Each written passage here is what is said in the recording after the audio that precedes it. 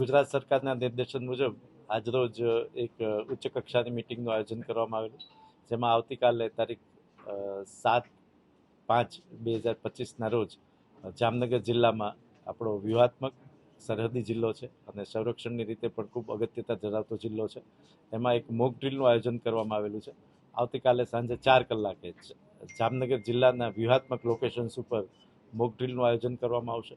સાંજે 4 કલાકે એક સાયરન વાગશે, ત્યારબાદ મોક ડ્રીલનું આયોજન કરવામાં આવશે અને ત્યારબાદ રાત્રે 8 કલાકે તમામ નગરજનોને, સમગ્ર જામનગર જિલ્લાના નગરજનોને બ્લેકઆઉટ કરવા માટેની પણ અપીલ કરવામાં આવે છે. રાત્રે 8 કલાકથી રાત્રે 8 કલાક અને 30 મિનિટ સુધી, એટલે કે કુલ 30 મિનિટના સમયગાળા માટે તમામ નગરજનોને પોતાના રહેઠાણ, પોતાના ઔદ્યોગિક અને પોતાના વાણિજ્યના ક્ષેત્રોમાં લાઇટનો ઉપયોગ ન કરવા માટે જણાવવામાં આવે છે.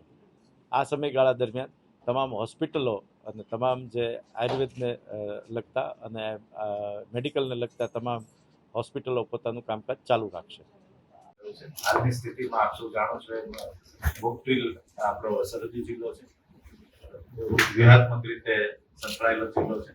એમાં બપોરે 4 કલાકથી એક મોક ડ્રીલનું આયોજન કરવામાં આવશે.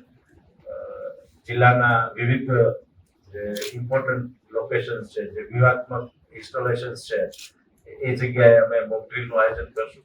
હા, સ્વયંભૂ પણ અમે આપના માધ્યમથી અપીલ કરીએ છીએ. અમારા ચૂંટાયેલા પદાધિકારીઓ સાથે પણ આપના પહેલા થોડી મિટિંગ કરી, આપને થોડા વિલંબિત એટલે જ બોલાવવા પડ્યા કે એ લોકોને પણ અમે કીધું છે કે એ લોકો પણ એમના જે કંઈ વોટ્સએપ ગ્રુપ હોય કે એમના ઠેકેદાર હોય એમની મારફત આ મેસેજ પબ્લિક સુધી પહોંચાડે. વેપાર ધંધા, શોપ્સ, બધું તમામ વેપાર ધંધાઓ, જેટલા કોમર્શિયલ યુનિટ છે, તમામે પોતાની લાઇટ બંધ રાખવાની છે. આપણે સિટી વિસ્તારોમાં 12 અલગ અલગ જગ્યાએ સાયરન આજ રાત્રે છે, પણ સાયરન આપણા 1 કે 2 જગ્યાએ વાગે તો આખા સિટીમાં તમને ખ્યાલ આવી જશે, એટલે લોકો સ્વયંભૂ એનો અમલ કરે, આવી વિનંતી. જે રીતે આપણે કમિશનર સાહેબ અને કલેક્ટર સાહેબ દ્વારા બધી જાણકારી આપણી સાથે શેર કરવામાં આવી છે.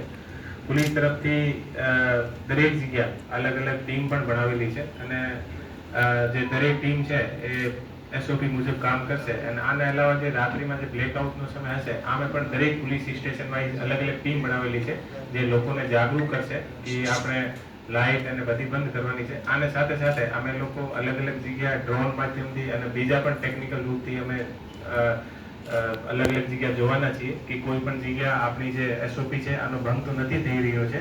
આ હિસાબથી બધી જે અત્યારે મિટિંગમાં જે ચર્ચા થઈ છે અને બીજી જે એસઓપી છે, આ એસઓપી અનુસાર આગળની કાર્યવાહી બધી થશે અને અલગ અલગ જે ટીમ છે એ સરસ રીતે કામગીરી કરશે.